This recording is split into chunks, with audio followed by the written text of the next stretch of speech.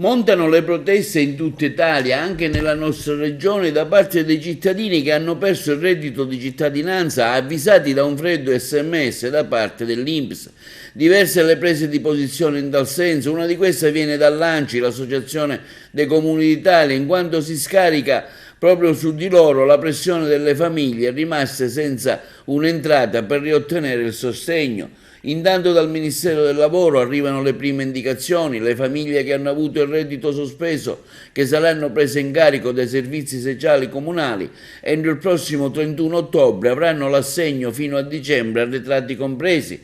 Chi non rientra tra quelle categorie previste e saranno tagliati fuori dovranno trovarsi alla ricerca di un nuovo lavoro, essere inseriti in un percorso di formazione lavoro e percepirà un introito di euro 350 al mese per 12 mesi. In Sicilia saranno all'incirca 37.000 e in merito interviene anche il cartello sociale di Agrigento, CGIL, CISL, UIL e Pastorale. Saranno 2.986 i cittadini della provincia di Agrigento che non percepiranno più il reddito di cittadinanza. Con un SMS dell'INPS hanno ricevuto la comunicazione, come già anticipato dal governo centrale. Bene, se qualcuno aveva detto che voleva eliminare la povertà, questa volta sembra che qualcuno vuole eliminare i poveri. I settori più oltranzisti della maggioranza di governo si sono imposti e hanno suscitato un grande clamore per eliminare uno strumento di civiltà che esiste in tanti altri paesi. Non si è voluto ascoltare i suggerimenti della CEI, che invitava a correggere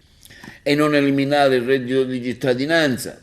L'esperienza di questi anni ha fatto capire che c'era da migliorare il funzionamento dei centri del lavoro, che avrebbero dovuto funzionare l'impegno sociale di tanta forza lavoro fino ad aiutare a trovare un vero lavoro che permettesse a ognuno dei percettori di reddito di tornare a entrare nel mondo del lavoro. Si rischia così di innescare quella che può diventare una bomba sociale, come temono i sindaci, anche quelli di destra, con il rischio di mandare in tilt i servizi sociali dei comuni, che in tantissimi casi non hanno i mezzi e i fondi per dare concrete risposte alle tante richieste, mandando spesso alle Caritas persone in seria difficoltà.